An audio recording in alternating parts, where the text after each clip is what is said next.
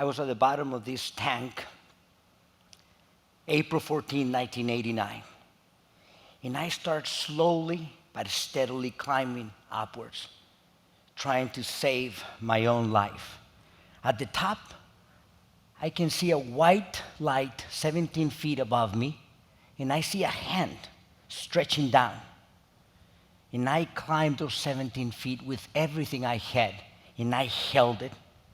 I smiled, and I went down in this 35,000-gallon tanker that was carrying fumes from liquefied petroleum gas. My coworker Pablo said that I gave him a smile, and I went down. By the time one of my coworkers, my father, Sostenes, came up, there was chaos everywhere, and they were telling him that I was dead, that his firstborn was at the bottom of that tank through a small little hole where everybody can see me, and that I was dead. He couldn't accept that fact. He knew I had to be alive. The same man that just a few years prior had seen his own little girl die in Mexico, probably and most likely my earliest memory as the firstborn son, to see my own little sister died of the #1 cause of death in the developing countries, which is diarrhea and dehydration. How can it be possible? How did I get into that hole? First of all, how did I see this light on the top of this place? How did this young man at the age of 21, who had come to the United States from very humble beginnings in Mexico, at the age of 19 as an illegal migrant farm worker, went on to work in the railroad, to go to community college, to go to UC Berkeley, Harvard Medical School, Hopkins, and now here at the Mayo Clinic? How can that boy who was picking tomatoes with these very same hands is now doing some of the most complex brain surgery in the world and is walking the hallways with some of the most brilliant minds in medicine and science? I will tell you a little bit about that story. So, we all have amazing role models. In my life, people ask me, who is the greatest physician, the greatest healthcare provider that you ever met in your life? And I say, undoubtedly, my grandmother. That's the one with the dark glasses. You can actually see the resemblance. I tell you, she was an amazing woman, very strict. She was the one who would actually put boundaries in my life. As a little boy, I got into a lot of trouble, guys. I have to admit it. I was full of energy, full of life, but she was truly the one who taught me that it was okay every now and then to deviate from that path in which life puts us together. Because she, through her own work, came from very humble beginnings. She herself had very little, but she worked hard her whole life to give hope to those who had less. And I learned that it was okay in my own path, in my own life, to deviate. Over the course of time, I had other superheroes and other heroes. One of them is this guy, Kaliman. And I remember as a little boy, this is around the time, I was about 3 to 4 years old, and you can actually see right there an amazing size of my head. Little shoulders. A lot of my colleagues in neurosurgery say, you know what, Alfredo? We can actually put a shunt. That is when you deviate water from the brain down to your belly, because you have such a big head. But I dream, I tell you, about this Kaliman move. I used to read every Thursday at 11 in the morning, this magazine, this comic book used to come out, and it costed 1 peso. And with my friends, we put our money together, and we buy it, we pass it around. And he had this classic move where he would actually fight 4 foes all together.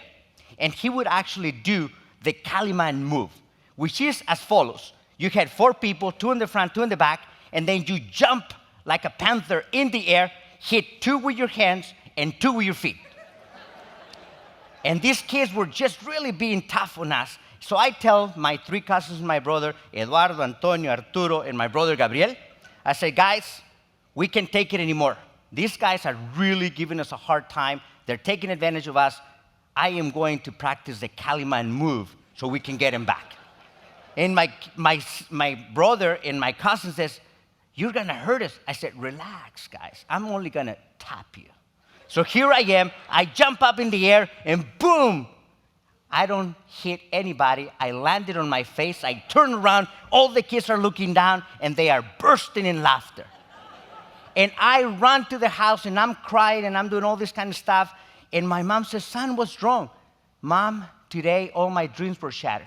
I realized, this is how arrogant that little boy was. I realized that if I can do the Calimán maneuver, for sure Calimán does not exist and cannot do the Calimán maneuver. But my dreams of Calimán didn't end there. Yes, that is me. And that's not the only embarrassing picture. I will show you. And I had the dream. One day I knew that Calimán maneuver was going to come up and it was going to be used. And that day came around 1987. This is the site of the U.S.-Mexican border seen from the American side. That is precisely the place where I hopped the fence, January 2nd, 1987, not once, because I got caught, but a second time in the same night. Imagine that. How many people do the same mistake twice? But I knew I was going to make it. That was my very first house that I bought after being homeless for about 3 months. I lived in the back of a 1979 Ford Pinto, bright yellow. And everybody knows that those Ford Pintos were discontinued because every time they got hit from behind, they would explode. A major fire would start, and I was sleeping right on top of that gas tank. So I bought this being my first house, and I thought it was a dream house. And I was happy back then, as happy as I am today doing what I do as a brain surgeon. I always felt that perseverance and persistence was important. This is me as a welder around 1989 when I was in community college. Right around this time, the number one song was by Roxette. It was called The Look. So I told you I wasn't done with embarrassing pictures. You know, I thought about this look, and I thought about these dreams that I had. I went on to go to UC Berkeley, then to Harvard Medical School, and this is a picture when I became a U.S. citizen in 1997. Thanks to the immigration reform of California as a migrant farm worker, which is the way that I came to this country. Thank you. So here I am thinking to myself, this is the moment that I so long dreamed about. I am proud to be Mexican. I am proud to be American. I am proud to be the bridge between two countries, two cultures, two types of people that can work together even better if we figure out the way to build bridges among our countries and our societies. But my lessons in humility were not going to end, and I told you the pictures were not going to end. So that is me in the pink cardigan sweater with the bolo tie. And I remember my father says to me, son, we're going to take a family picture. I say, yeah. He goes, don't you just want to cover? And I said, Dad, this is my moment to show my amazing pecs. And says to me, son, one day you will regret that picture. But I knew that things were going to get better. I went on to give the commencement speech at Harvard. This is now 1999. You know, there's a picture of my wife, Anna, and our family right there. My father, which was actually younger than I am today, when I was graduating, it was their first trip to Harvard Medical School, and I was so amazed and so proud to be part of this society. And then went on to do my residency in San Francisco, finished in 6 years, went on to Hopkins, promoted to full professor within 6 years as well, and then I came here. And I am writing a new essay in which I am trying to understand how can it be possible that a brain surgeon makes more than a tomato picker, because I did both jobs, by the way. So I'm trying to figure out, and of course it's education. I am aware of that, but I am also trying to figure out that it was the same kid with the same brains, the same hands that continued to do this. Now, the fun part doesn't end. Brad Pitt and his company, Plan B, they got together with Disney. They're doing a movie. I put this because it was Jeremy Kleiner who reached out to me in 2007 and says, I want the life rights to your movie. And I was really reluctant. It took us 10 years for them to convince me that I really wanted to do something. So here I am, my son David, he's 16 at the time. He says, Dad, is it true they're going to make a movie about you? I say, yes, son. Who's going to play you? I said, this is the moment. This is the moment for my son to realize that his old man is the man. And I say, son, they're thinking, well, they want to make this movie real. They want someone really tall. And as you can tell, I'm only about 5'7" with cowboy boots. They want someone really muscular. And as you can tell, I'm more in the stocky category. They want someone really good looking. And as you can tell, I'm probably more in the charming category, But I say, son, they're thinking about Dwayne "The Rock" Johnson. He laughed the way you did, and he said, Dad, it's most likely going to be Danny DeVito playing you. The true unsung heroes.